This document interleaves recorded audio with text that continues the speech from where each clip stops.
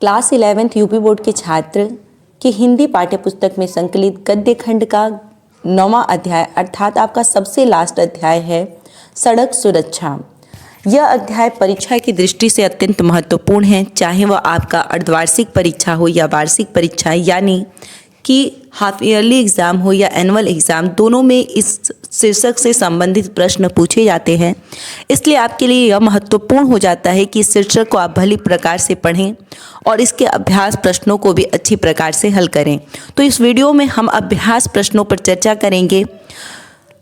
इस शीर्षक की व्याख्या को भी हमने अपने चैनल पर साझा किया है। अगर आपने नहीं देखा है तो कृपया प्लेलिस्ट में जाकर देख सकते हैं, अन्यथा कमेंट सेक्शन में कमेंट करके आप लिंक मांग सकते हैं, हम आपको वहां लिंक दे देंगे। आइए पहले प्रश्न की ओर बिना किसी देरी के चलते हैं। पहला प्रश्न कहता है कि सड़क सुरक्षा एवं यातायात के नियम पर एक संक्षिप्त निबंध लिखिए। तो आप इसके अंतर्गत लिखेंगे इसका उत्तर कि भारत में सड़क दुर्घटना एक बहुत बड़ी समस्या है। 2011 में भारत में 1,36,834 सड़क दुर्घटनाएं हुई, जिसमें दोपहिया वाहन 22%, ट्रक 19%, कार 10%, टेम्पू या वैन 6%, बस 9%, पैदल चलने वाले 9% तथा अन्य 10% हैं। हम देख रहे हैं कि सड़क दुर्घटनाओं में निरंतर वृद्धि होती जा रही है। वर्तमान में सड़क दुर्घटनाओं के अनेक कारण हैं जो निम्नलिखित हैं। पहला कारण देखिए, सड़क दुर्घटनाओं के होने के क्या क्या कारण हैं, इस पर हम चर्चा करते हैं। देखिए, पहला कारण कहता है कि सड़क दुर्घटनाओं में होने वाली वृद्धि का प्रमुख कारण सड़क सुरक्षा के नियमों का उल्लंघन करना है। दूसरा कारण है गलत दिशा में चलना या तीव्र गति अथवा नशे का सेवन करके गाड़ी चलाना। यह भी सड़क दुर्घटना का एक प्रमुख कारण माना जाता है। अगर हम गलत दिशा में चलते हैं या बहुत तेज़ गति से गाड़ी चलाते हैं या नशे में होकर गाड़ी चलाते हैं, तो ऐसे में सड़क दुर्घटनाएं होना एक स्वाभाविक बात है। जब आपका स्वयं पर नियंत्रण न होगा तो फिर आप कैसे अपना देखभाल कर सकते हैं, इसलिए इन चीज़ों से बचना चाहिए। देखिए, तीसरा कारण कहता है सुरक्षा उपायों अथवा हेलमेट और सीट बेल्ट का प्रयोग न करना। यह भी एक प्रमुख कारण है कि हम हेलमेट और सीट बेल्ट का प्रयोग नहीं करते, तो यह भी सड़क दुर्घटना का एक प्रमुख कारण माना जाता है। चौथा कारण है सड़कों पर बने यातायात संकेतों का पालन न करना। जो यातायात के लिए संकेत दिए गए हैं उसको हम क्या करते हैं, कभी कभी नज़रअंदाज करते हैं, तो ऐसे में सड़क दुर्घटनाएं होती हैं। पांचवा कारण कहा गया है कि वाहन चलाते समय मोबाइल तथा दूसरे इलेक्ट्रॉनिक उपकरणों का प्रयोग करना, ऐसे में भी सड़क दुर्घटनाएं होती हैं। अब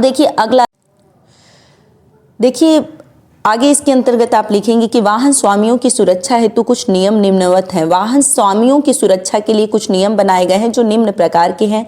पहला नियम है कि वाहन चालक सड़क पर अपने बाएं से चले और खासकर दूसरी तरफ से आ रहे वाहन को जाने दें।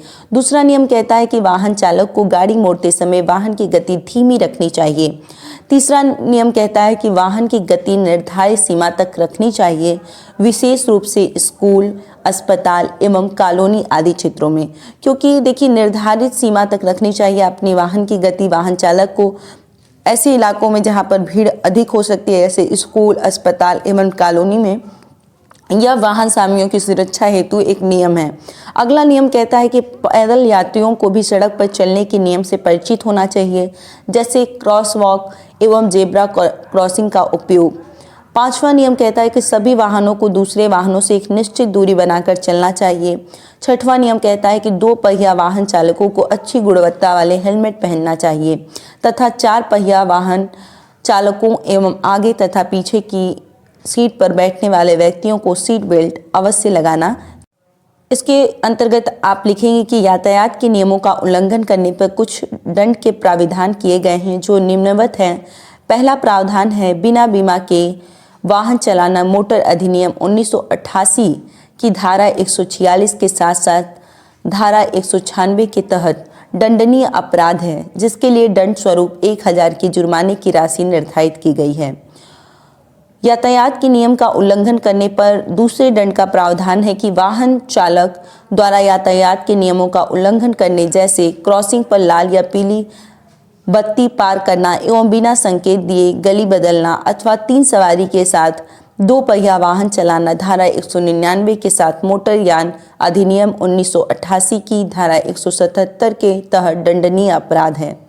प्रथम बार अपराध करने पर 100 एवं दूसरी बार या अनुवर्ती यानी उसके समान अपराध करने पर आपको दंड स्वरूप 300 की धनराशि देनी पड़ती है। सड़क दुर्घटनाओं को रोकने और सड़क सुरक्षा उपायों के प्रति आम नागरिक को और अधिक जागरूक किए जाने की आवश्यकता है। विकसित देश न केवल सड़क सुरक्षा के प्रति लोगों को जागरूक करते हैं वरन वाहन सुरक्षा और सड़कों की आधारभूत संरचना पर भी ध्यान देते हैं। देखिए, अगला आपका प्रश्न कहता है कि विश्व स्वास्थ्य संगठन के अनुसार अस्पतालों में भर्ती होने वाले और उनसे होने वाली मृत्यु का प्रमुख कारण क्या है? तो आप उत्तर लिखेंगे कि विश्व स्वास्थ्य संगठन के अनुसार 2008 के आंकड़ों के अनुसार अस्पतालों में भर्ती होने वाले और उनसे होने वाली मृत्यु का प्रमुख कारण सड़क दुर्घटना है। सोचिए, विश्व स्वास्थ्य संगठन यानी WHO वर्ष 2008 के आंकड़ों के अनुसार यह माना गया कि अस्पतालों में भर्ती होने वाले और उनसे होने वाली मृत्यु का प्रमुख कारण सड़क दुर्घटना है। विश्व स्वास्थ्य संगठन के अनुसार वर्ष 2011 में विश्व में सबसे अधिक 1,36,834 सड़क दुर्घटनाएं भारत में हुई, जिसमें दो पहिया वाहन 22%, ट्रक 19%, कार 10%, टेम्पू या वैन 6%, बस 9%, पैदल चलने वाले 9% तथा अन्य 10% हैं। दूसरा प्रश्न लघु उत्तरीय में दिया गया है कि सड़क दुर्घटनाओं को रोकने का प्रमुख उपाय क्या है? तो आप इसके अंतर्गत लिखेंगे कि सड़क दुर्घटनाओं को रोकने और सड़क सुरक्षा उपायों के प्रति आम नागरिक को और अधिक जागरूक किए जाने की आवश्यकता है। विकसित देश न केवल सड़क सुरक्षा के प्रति लोगों को जागरूक करते हैं वरन वाहन सुरक्षा और सड़कों की आधारभूत संरचना पर भी ध्यान देते हैं। तीसरा लघु उत्तरीय प्रश्न के अंतर्गत दिया गया है कि सड़क दुर्घटनाओं में मरने वाले लोगों पर एक रिपोर्ट तैयार कीजिए। तो आप उसका उत्तर लिखेंगे कि वर्तमान सड़क दुर्घटनाओं से होने वाली चोट और मृत्यु बहुत सामान्य बात हो गई है। सड़क परिवहन और राजमार्ग मंत्रालय के वर्ष 2001 के आंकड़ों के अनुसार सड़क दुर्घटना में 18% की वृद्धि हुई है, जो वर्ष 2011 में बढ़कर 24% हो गई। वर्ष 2001 में प्रति 100 व्यक्तियों पर मरने वालों की संख्या 19.6 थी, जो वर्ष 2011 में बढ़कर प्रति 100 व्यक्तियों पर 28.6 हो गई, जो कि अत्यंत क्या है आपका निंदनीय है। तो आप यही रिपोर्ट लिखेंगे अगर ऐसे प्रश्न परीक्षाओं में पूछे।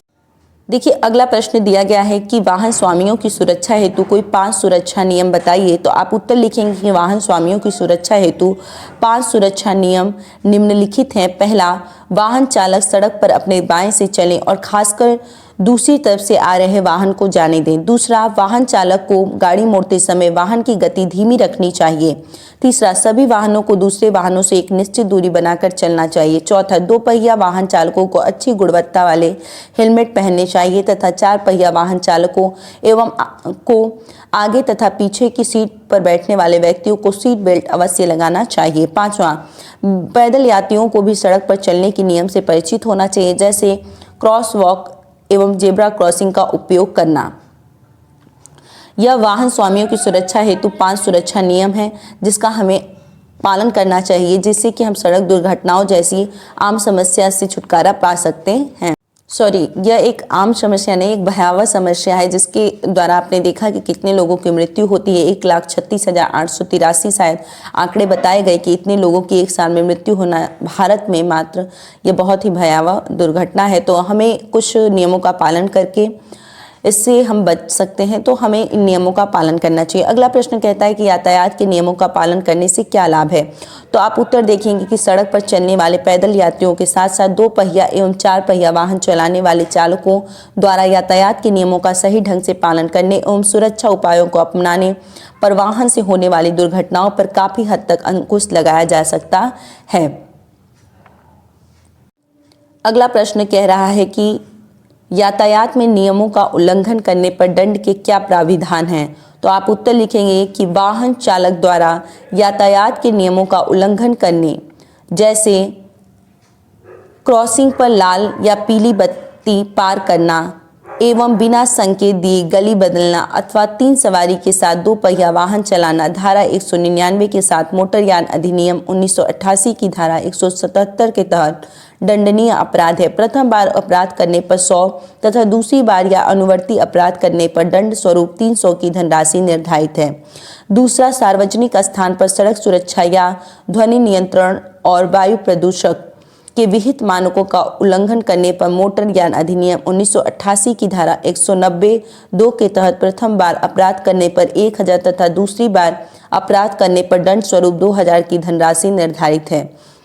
अवयस्क व्यक्ति द्वारा 2 पहिया अथवा 4 पहिया वाहन चलाना अपराध की श्रेणी में आता है। साथ ही प्रत्येक व्यक्ति को अपने वाहन का बीमा निर्धारित अवधि के अंतर्गत अवश्य करा लेना चाहिए।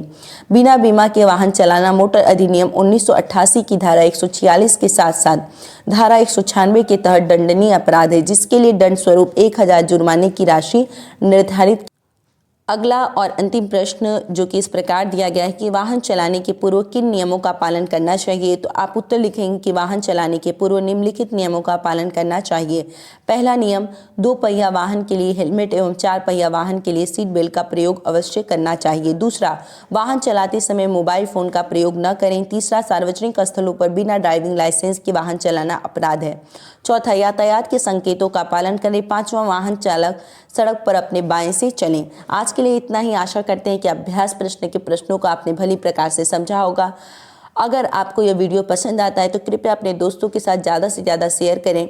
साथ ही इस शीर्षक को अच्छी प्रकार से पढ़ें ताकि आप बेहतर अंक प्राप्त कर सकें। जय हिंद महादेव।